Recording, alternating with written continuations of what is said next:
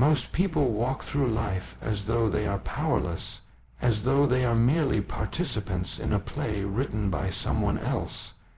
They operate from the outside in reacting, retreating, and repeating patterns of limitation handed down by others. But the man who rises understands something deeper, something immovable. He is not ordinary. He is not here to drift or to doubt. He is here to dominate. He carries within him a power greater than fear, greater than failure, greater than circumstance. When you act as if God is within you, you stop looking outside for permission. You stop apologizing for your vision. You stop shrinking to fit into the small spaces others have built for themselves. You begin to walk with the posture of purpose, with the certainty of conviction, and with the presence of one who knows he is backed by the infinite. The world does not teach this. The world teaches fear, conformity, hesitation. It teaches you to be realistic, to lower your expectations, to be cautious with your dreams.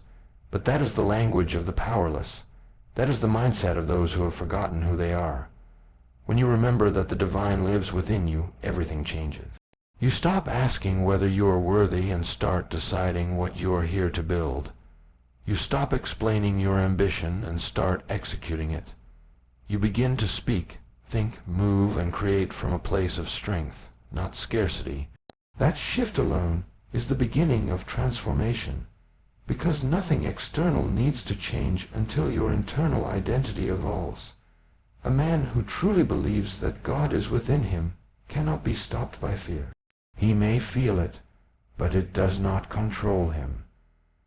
He understands that fear is just a signal, not a sentence. It is a sign that you are about to enter sacred territory where growth happens, where legacy is forged, where you move from who you were into who you must become. And so he presses forward, not with arrogance, but with alignment. He understands that he is not acting alone, that power flows through him, not from him, and because of that, he becomes unshakable. This belief does not come from mere religion, but from revelation. It is the understanding that you were created with purpose, on purpose, and for a purpose. It is the unwavering inner knowing that the same force that lights the stars, moves the oceans, and spins the planets has chosen to operate through you. That realization changes your decisions. It changes how you speak to yourself. It changes how you handle adversity.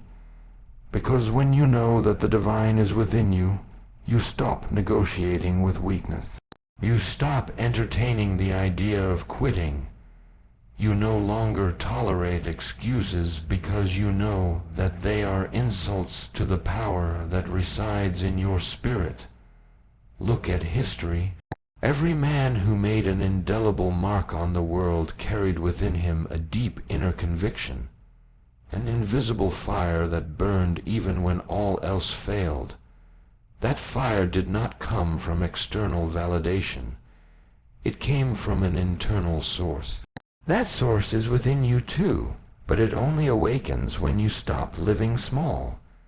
It only activates when you act. Not wish, not hope, not fantasize, but act as if you are chosen, because you are. The very breath in your lungs is proof that purpose is still assigned to you. But purpose without action is just potential wasted. Most people are waiting for a sign, a voice, a miracle, a moment of perfect clarity. But the man who leads understands the sign was already given. Life, the ability to think, to decide, to choose, to move. Those are sacred powers, and when you wield them with intention, with belief, with fire, you begin to tap into something supernatural. You begin to experience what happens when a man fully commits. When he stops apologizing, when he stops second-guessing, when he moves like he knows heaven is behind him. This way of living requires discipline, because the world will not encourage you to see yourself this way. It will try to distract you, discourage you, diminish you. It will try to define you by your past, by your failures, by your mistakes. But you must remember that those are chapters, not your identity. The man who acts as if God is within him refuses to let temporary setbacks define permanent worth. He rises from failure faster, he learns quicker, he adapts stronger, because his identity is not in his circumstances. It is in the force that lives inside him. You are not made to blend in. You are not made to play it safe. You are not made to repeat the patterns of fear inherited from weak men. You are made to break cycles, to blaze trails, to build empires. That requires a level of boldness that does not come from ego. It comes from connection. Connection to the power within.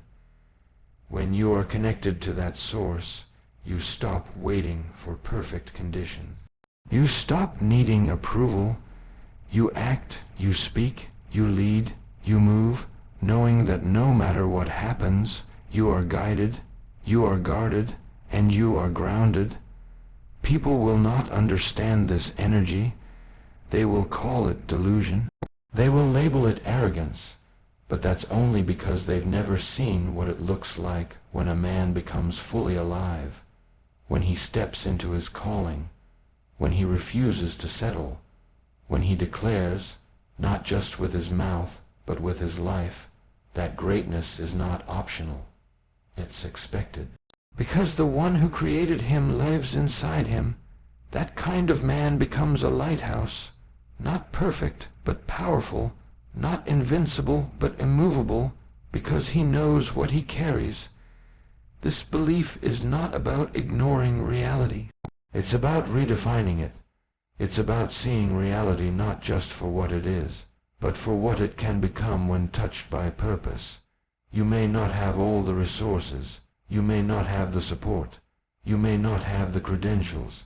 But if you have belief, real, active, burning belief, then you have everything, because belief backed by divine power becomes unstoppable force.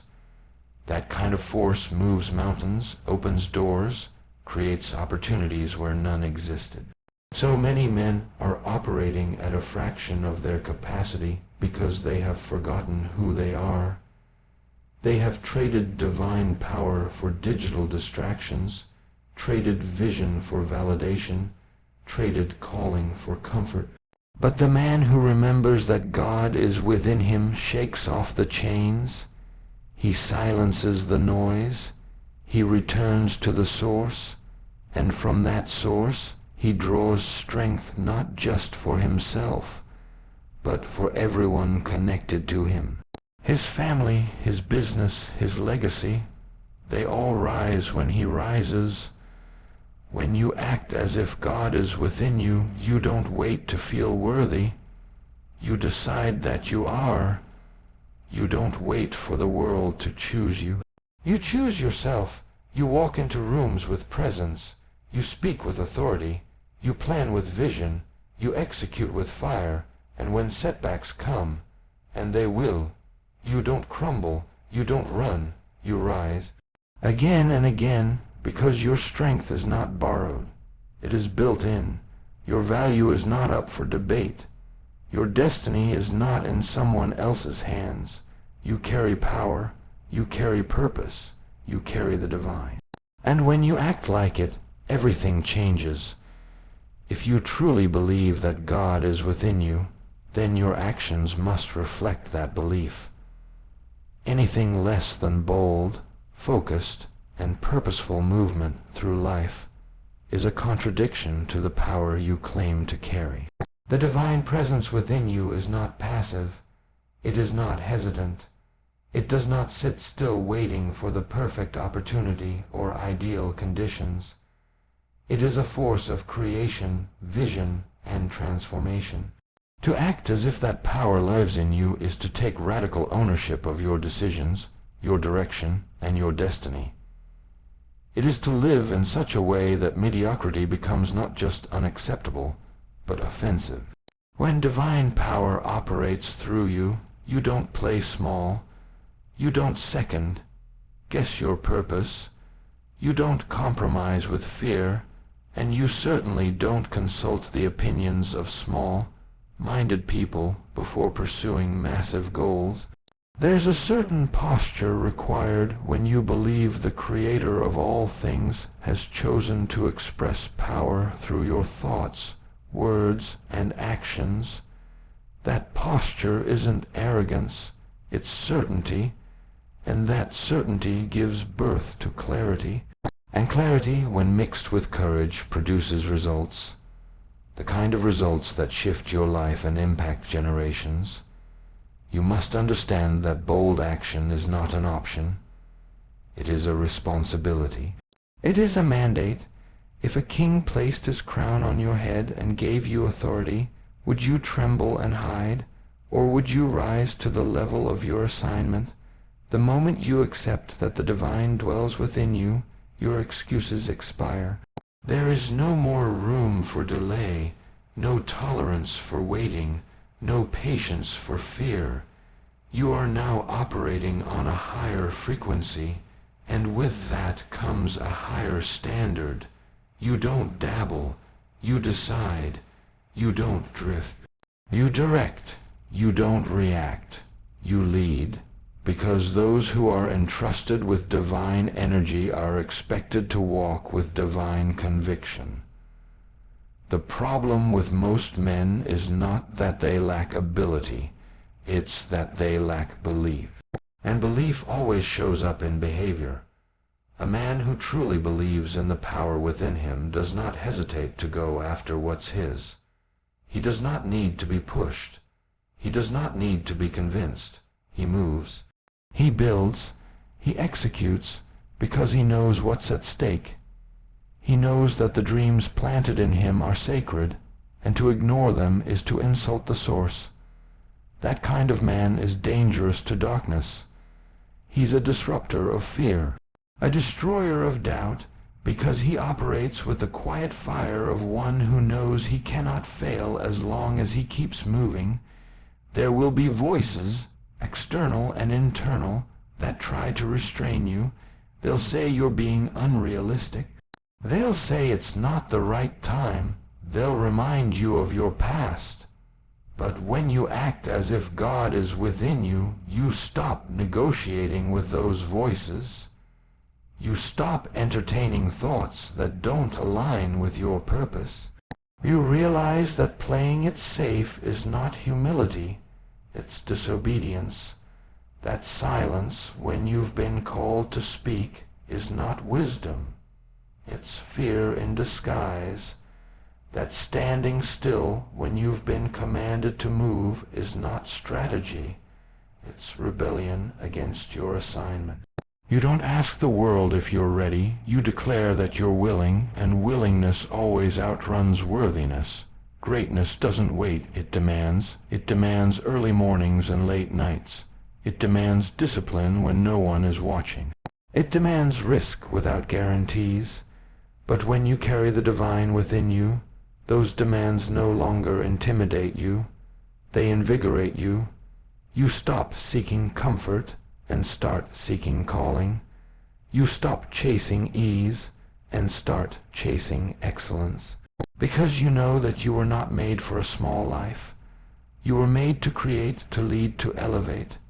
You were made to leave evidence of your existence, and that evidence will never come from half effort, from timid steps, or from playing by rules that were built to contain you. The world does not need more men who play it safe. It needs men who act boldly, speak truthfully, and live unapologetically. Men who lead by example. Men who show others what it looks like to move with divine confidence. That confidence isn't loud or boastful. It's consistent. It's the quiet certainty in your stride, the unwavering fire in your decisions, the unshakable focus in your work. It's the ability to show up every day, not because you feel like it, but because you were born for it. You don't just talk about purpose, you embody it. You don't just set goals, you hit them. You don't just wish for success, you engineer it. You don't have time for drama. You don't have time for distractions. You don't have time for debate. You're too busy building, too busy serving, too busy becoming. Because when you act like God is within you, you realize that every moment is sacred. Every opportunity is a test. Every action is a seed. And what you sow today, you will harvest tomorrow. So you sow in excellence, you sow in intensity, you sow in faith, and you never ever quit. You don't ask for doors to open. You knock, and if they don't open, you build your own. You don't wait for someone to give you a seat at the table. You create your own table, set your own standard, and lead others to it. That's what happens when a man stops trying to fit in and starts stepping into his divine role. He moves like a leader, speaks like a king, and thinks like a visionary, because he knows who he is, and more importantly, he knows who is within him. The boldness you need is already inside you. It's just waiting for permission. Waiting for you to stop tiptoeing around your calling, waiting for you to stop hiding behind potential, waiting for you to take the leap. The moment you do, momentum begins to work in your favor, energy shifts. Doors open, people notice, and not because you're special, but because you're aligned, and alignment always accelerates destiny. You cannot afford to sit idle. The clock is ticking. The world is moving. Your opportunity is now. Every day you hesitate is a day your future is delayed. And every delay is a decision to live beneath your capacity. That's not humility. That's sabotage, and it must end. Because once you've been awakened to the power within you, there's no going back to average. There's no returning to the shallow life. There's only forward, faster, and with fire. Act like God is within you, not just in your words, but in your work, in how you walk into a room, in how you handle setbacks, in how you treat people, in how you pursue your goals. There should be no separation between your belief and your behavior. They should speak the same language. They should paint the same picture. And that picture should be one of a man fully alive, fully engaged, and fully committed to his calling. Because once you act with that kind of power, you don't just change your life. You change everyone connected to it. You can speak faith, you can write about it, you can even memorize verses, quotes, and affirmations, but until you take action, real, tangible, bold action, faith remains an empty shell. It is not the volume of your words that moves your life forward, but the velocity of your steps. To act as if God is within you means to move without waiting for the evidence, because your belief is the evidence. It means you don't just hope for a better life. You build it. One decision at a time, one risk at a time, one disciplined action at a time. The man who truly believes that divine power lives within him understands that inaction is a form of betrayal. It is a denial of the very force that could change everything. Faith without action is not real faith. It is a comfortable illusion, a false sense of progress, a subtle form of procrastination dressed up in spiritual language. The man who acts is the man who sees results, not because he has perfect conditions, but because he refuses to sit still. He knows that the universe responds not to wishful thinking, but to bold movement. Every step you take in alignment with your purpose sends a signal that you are ready for more. And the more you act, the clearer the path becomes. Most people are waiting for clarity before they move, but the man of true conviction knows that clarity is not the starting point. It is the result of motion. Look around and you'll find too many people trapped in the endless cycle of planning, thinking, and analyzing. They say they believe in their dreams, in their calling, in the power within them. But they do nothing. And in doing nothing, they deny themselves the proof that they were looking for. Because action is the birthplace of evidence. Until you move, you have no feedback. Until you try, you have no learning. Until you step forward, the doors remain closed, not because they are locked, but because they are waiting for you to arrive. Divine power operates through movement. The seas don't part until the first step is taken. The mountain doesn't move until your feet hit the path. The answer doesn't appear until the question is lived out in motion. The man who masters this principle understands that small steps taken in faith are worth more than grand visions trapped in fear. You don't need a perfect plan. You need persistent movement. You don't need to see the whole staircase. You just need to climb the next step with intensity. That step might be scary, it might be uncomfortable, it might come with risk, but that is where transformation lies, the place just beyond what's familiar. And that place only becomes accessible through action. The divine force within you does not operate in theory. It operates in practice. When you act, you activate it. When you move, you unlock it. When you execute, you expand it. Excuses are the enemy of this principle. They dress themselves in logic, in timing, in preparation. But underneath every excuse is a simple truth. Fear. Fear of failure, fear of judgment, fear of not being enough. But here's the paradox. The only way to prove that fear wrong is to do the very thing it's trying to stop you from doing. Action is the antidote. When you do what fear says you cannot, it loses its grip. Every time you take a step in spite of fear, you send a message to your subconscious mind that you are in charge now. That belief is no longer just a concept.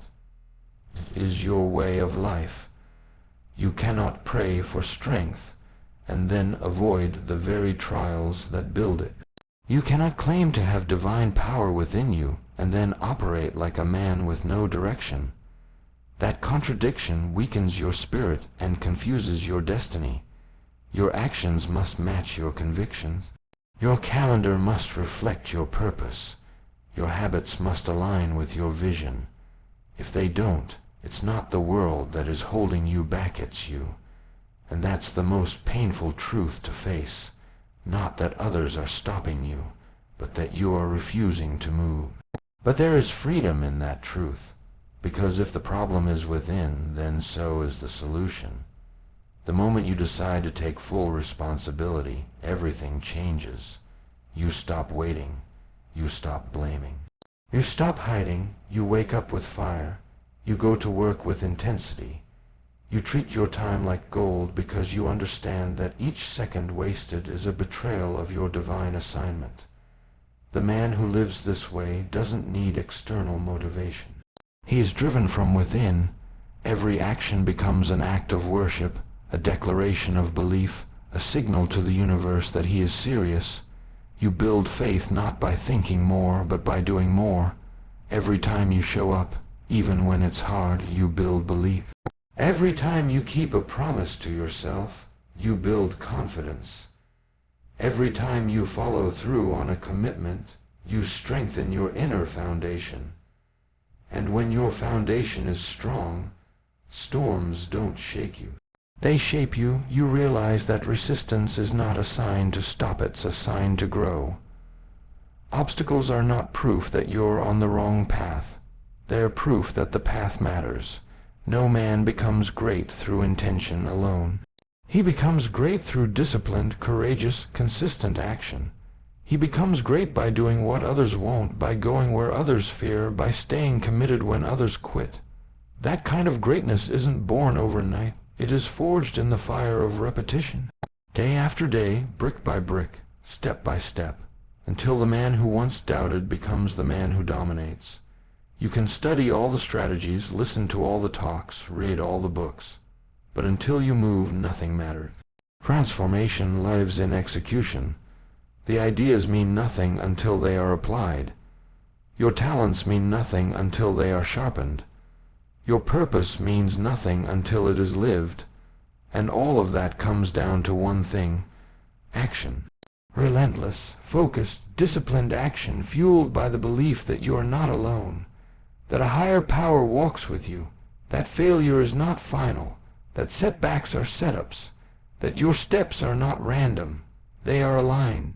The man who acts, even imperfectly, will always outperform the man who waits for the perfect moment, because the perfect moment never comes, but the present moment, that's divine, that's sacred, that's yours. And what you do with it determines everything, not someday, not next year. Now, the power within you is not dormant. It is waiting, not for more knowledge, not for more time, for your permission, for your movement, for your action. So don't just speak faith, walk it. Don't just believe in the power within.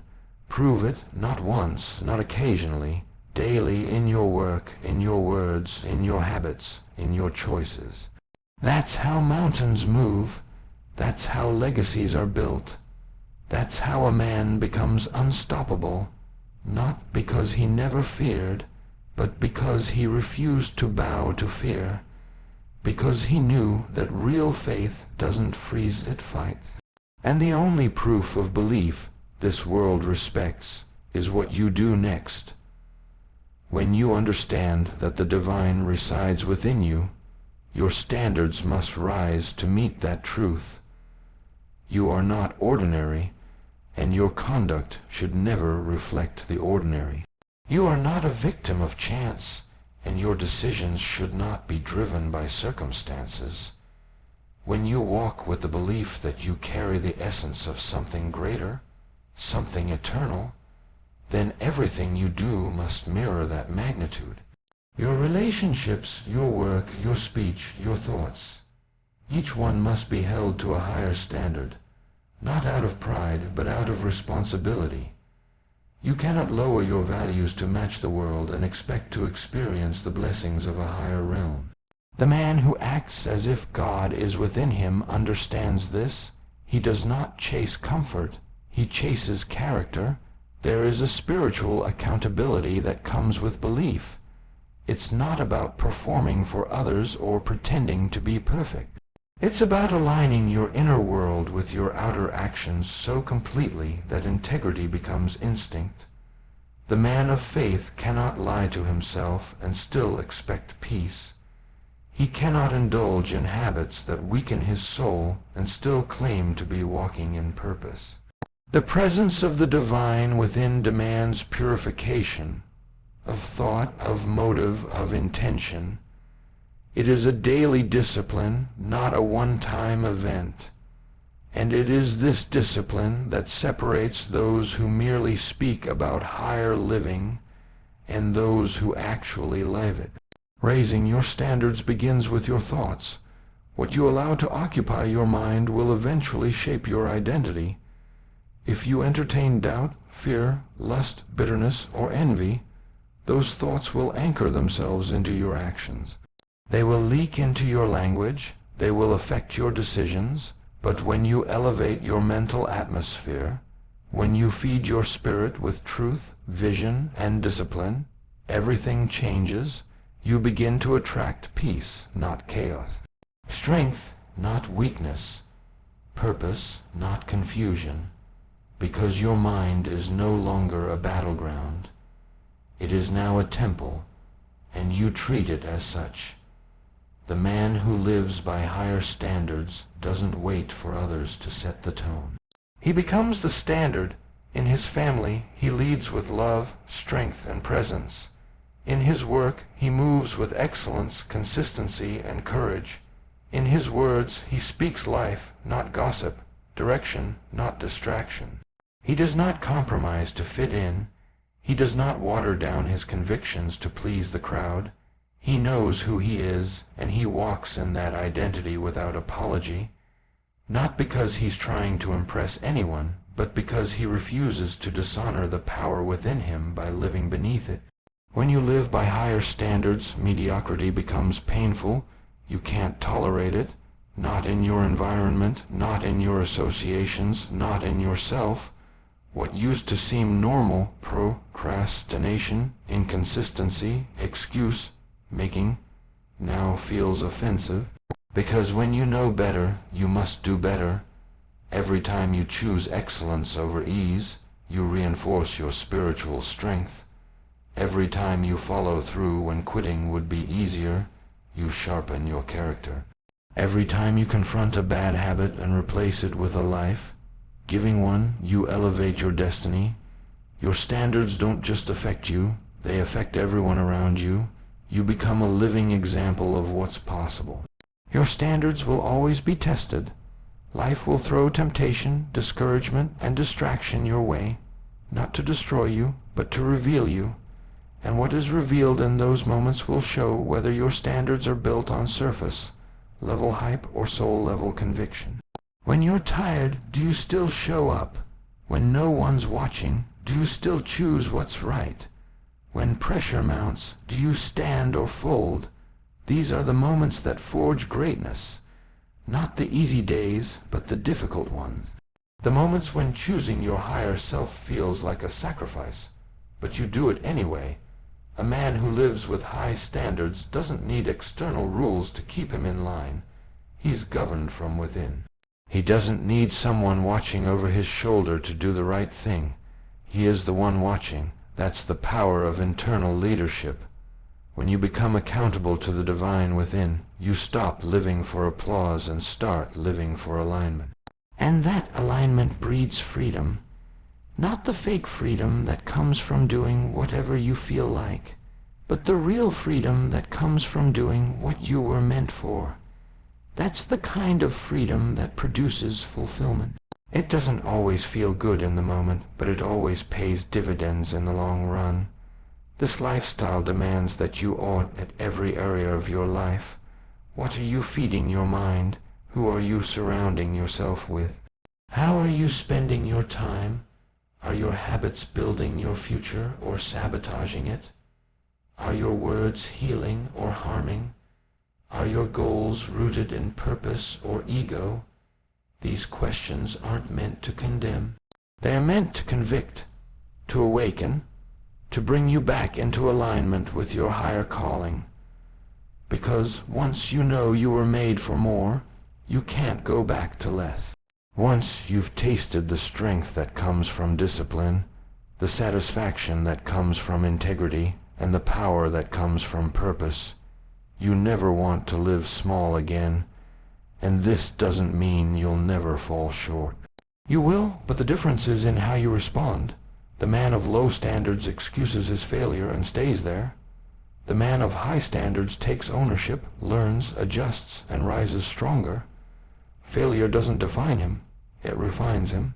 He doesn't hide his flaws, he faces them. He doesn't pretend to be perfect. He strives to be real, because real power doesn't come from pretending. It comes from persistence, from showing up when it's hard, from standing tall even when you're tired, from honoring your standards even when no one else is watching. To walk with divine power is to embrace a life of discipline, excellence, and truth. It is to become immune to the mediocrity that surrounds you, not because you're better than anyone else, but because you've chosen to be better than you used to be. You've chosen growth over stagnation, vision over comfort, purpose over popularity, and that choice must be made every day. In the quiet moments, in the unseen hours, in the places where no one applauds, but your future is being built. Your life becomes a mirror of your standards. If your relationships are broken, check your standards. If your health is suffering, check your standards. If your goals remain unfulfilled, check your standards. The issue is rarely lack of opportunity, it's lack of alignment. When you elevate your standards, you begin to move differently. You start to speak with more conviction, work with more intention, and live with more clarity. And suddenly doors begin to open, not by magic but by merit, because the world makes room for those who refuse to settle. So the question isn't whether the divine is within you. The question is, does your life prove it? Do your choices reflect it? Do your habits support it? Because belief without evidence is just theory. But belief with evidence is power, and that power doesn't need to shout. It simply shows in your discipline, in your work, in your relationships, in your presence. When people encounter you, they should feel it. Not because you told them, but because you live it. Because your standards speak louder than your words ever could.